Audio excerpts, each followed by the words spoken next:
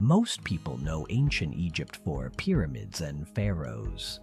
But this civilization was quietly inventing things that the entire modern world still depends on today. Most of these inventions were forgotten for thousands of years, until now. 10. Breath mints.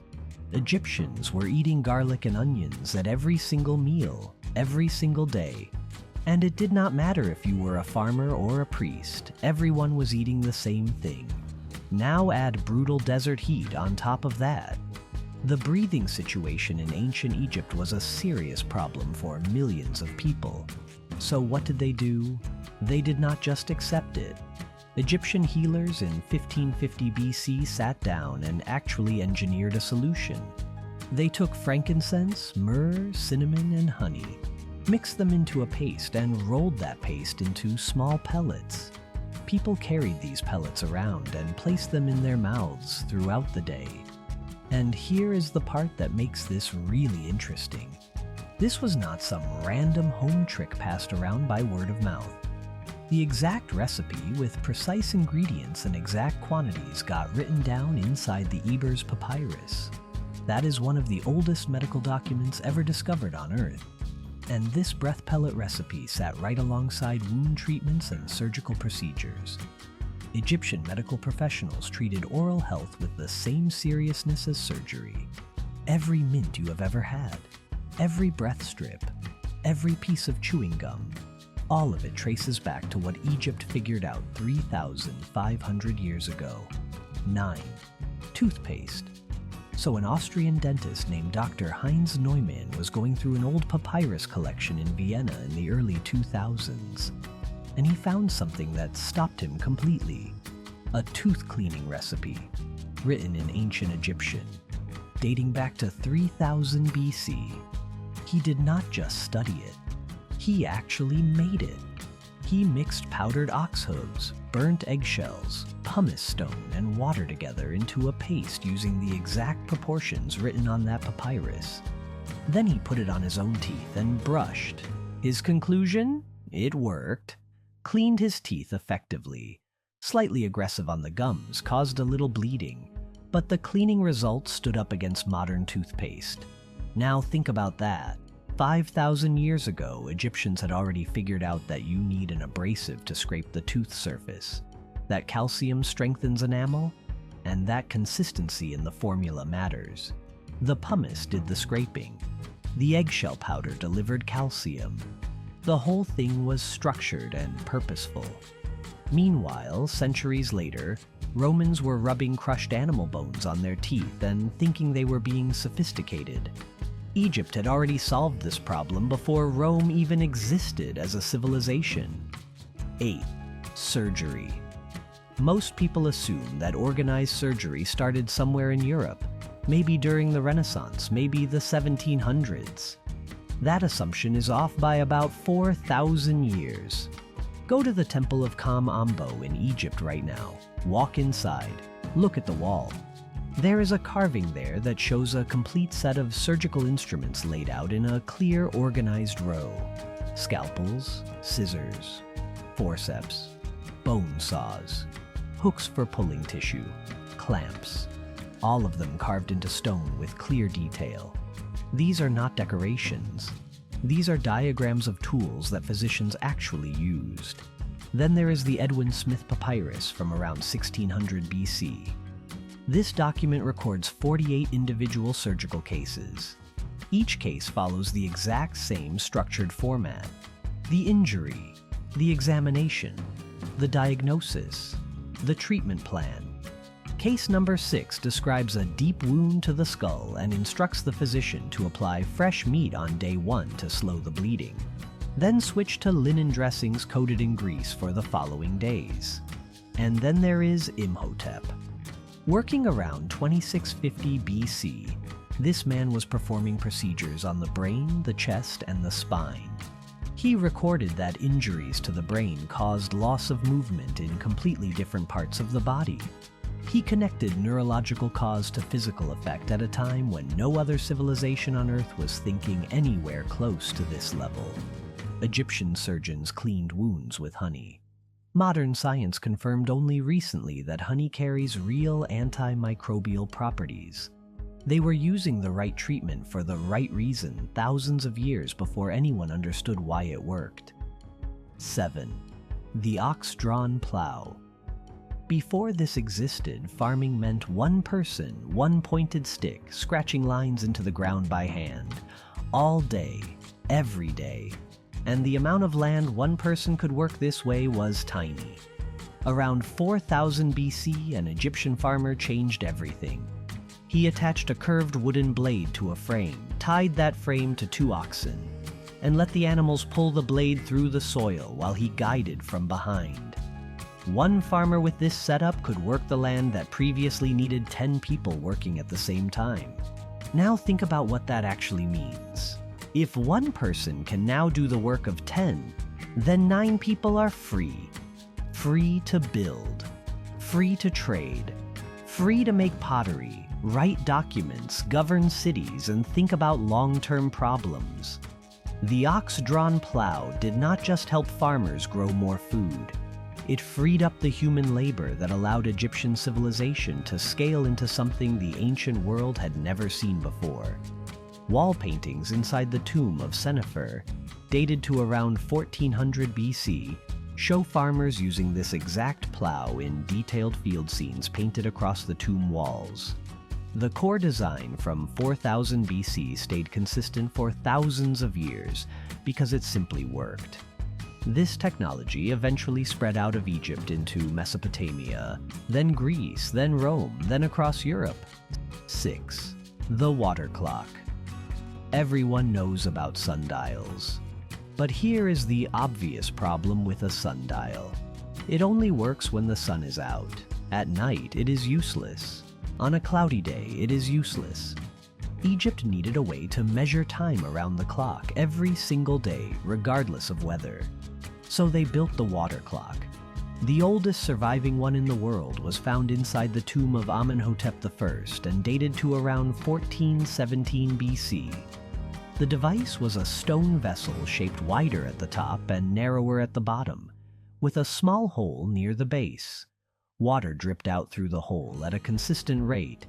Lines carved into the interior walls of the vessel marked the hours.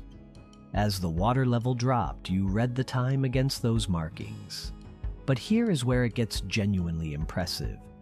Egyptians built 12 separate columns of markings inside the vessel, one for each month of the year, because they understood that water flows at slightly different rates depending on temperature. Winter water behaves differently than summer water, so they adjusted the scale for each month to keep the reading accurate all year round. This is engineering with multiple variables accounted for.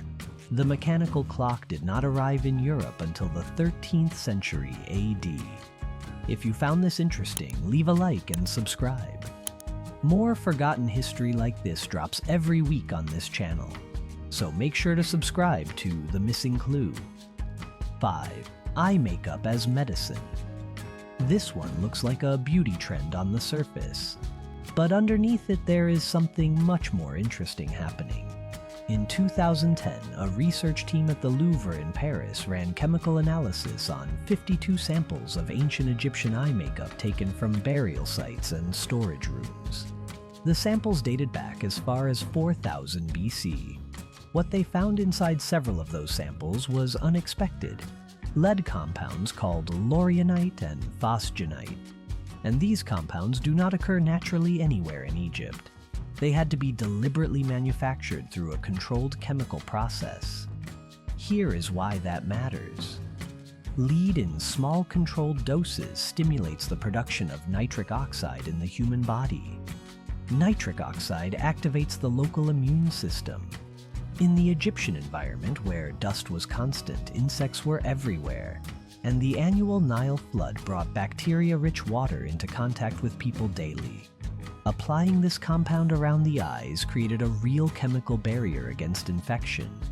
Egyptian medical texts from the same period describe using eye makeup specifically to treat bacterial eye infections. They were using a manufactured chemical compound as both a cosmetic product and a pharmaceutical treatment at the same time. and they clearly understood the connection between the two. This was 6,000 years ago. Germ theory did not exist. Nobody had microscopes. And yet Egyptian healers had already worked out that putting a specific manufactured substance around the eye protected it from disease. 4. Wigs and hair extensions. The global wig and hair extension industry generates over $10 billion every single year. And most people have no idea that Egypt built the entire foundation of this industry around 3,400 BC. Shaved heads were extremely common in ancient Egypt. The climate made it practical. Cooler in the heat, easier to keep clean, far less prone to lice. But appearance in public life and religious settings required a full head of hair. So Egyptians created hair that could be worn and removed as needed. Archaeologists excavated an intact wig from Thebes dated to around 1400 BC. When researchers examined it under modern microscopes, they found hundreds of individual hair extensions attached to a woven base using beeswax and resin. The construction technique matched closely with professional extension methods used by hairdressers today. High-quality wigs in ancient Egypt were status symbols. Heavy, layered wigs with blue or gold coloring indicated elite social rank. Simpler, short-curled wigs were everyday items worn across broader society. Some were dyed with henna. Some were coated in beeswax to add shine and hold shape in the heat. 3. The construction system behind. The Great Pyramid of Giza contains 2.3 million stone blocks. The average block weighs 2.5 tons. The granite blocks deep inside the king's chamber weigh up to 80 tons each. And those 80-ton blocks sit 60 meters above ground level. So how did they get up there? French architect Jean-Pierre Houdin spent 10 years analyzing this question using advanced 3D computer modeling software. His conclusion was that Egyptians used an outer ramp for the lower levels of the pyramid and then switched to a spiraling internal tunnel ramp built inside the structure itself as it rose higher. At each corner of that internal ramp, workers used a counterweight crane, a rotating wooden arm with a heavy stone on one end and the cargo block on the other. The counterweight meant that instead of lifting 80 tons with raw human muscle, workers were balancing the load and using controlled force to move it. This is mechanical engineering. This is the principle of leverage applied at massive scale. Archimedes formally wrote about leverage in 250 BC. The pyramid was already standing complete over 300 years before that. Excavations around the pyramid site found wooden sledge tracks, residue from water and oil used as lubricant, and precision cutting tools. The logistics behind this construction involved feeding 20,000 workers daily, transporting stone from Aswan 800 kilometers away, and maintaining a coordinated building schedule across decades. No other civilization in the ancient world attempted anything at this scale. 2. Papyrus. Before papyrus existed, writing meant clay tablets. Heavy, fragile when dry, and completely impractical to transport in large quantities. Moving information from one city to another meant moving heavy clay, which was slow, expensive, and limited. Around 3000 BC, Egyptians figured out how to turn the papyrus plant into a writing surface. They cut the inner pith of the stem into long, thin strips, laid one layer horizontally, placed a second layer vertically on top, and hammered both layers together while still wet. The natural sugars inside the plant acted as a bonding agent. When the sheet dried, the two layers had fused into a single flat, flexible, lightweight surface that could hold ink cleanly and last for thousands of years. Multiple sheets got glued end to end into scrolls. The longest papyrus scroll ever found is the Great Harris Papyrus from 1153 BC. It runs 41 meters long, contains 117 columns of text, and documents the full reign of Ramesses III. That scroll sat in burial conditions for 3,000 years and held together. The Roman Empire ran its administration on papyrus. Greek philosophy was recorded on papyrus. Early Christian and Jewish sacred texts were written on papyrus.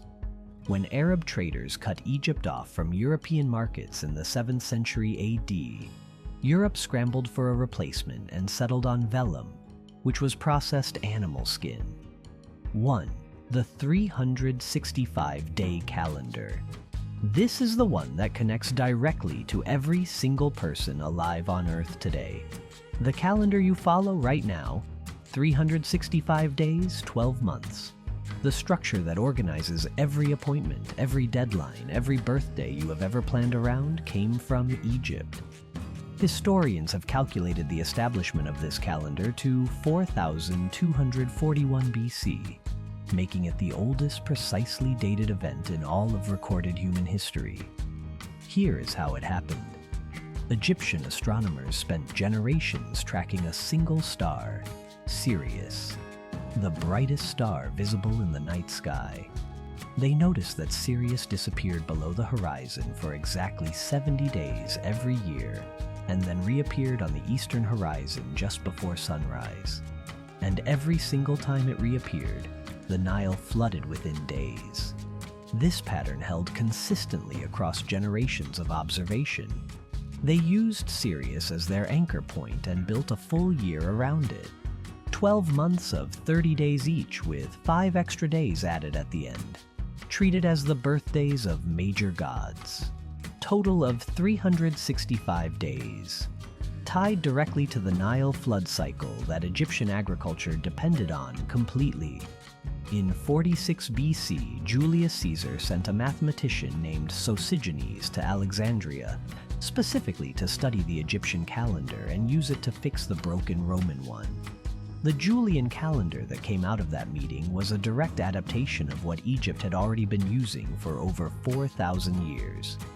Then in 1582 AD, Pope Gregory XIII made a small adjustment to account for leap years, and the result became the Gregorian calendar that the entire world operates on today. Every meeting you schedule, every holiday you plan around, every single date on your phone right now. The structure holding all of that together was built by Egyptian astronomers watching one star rise over the Nile Delta more than 6,000 years ago. Egypt built the foundation that the entire ancient world stood on, and most of it never gets talked about. If you want more videos like this one, subscribe and hit the bell so you never miss one.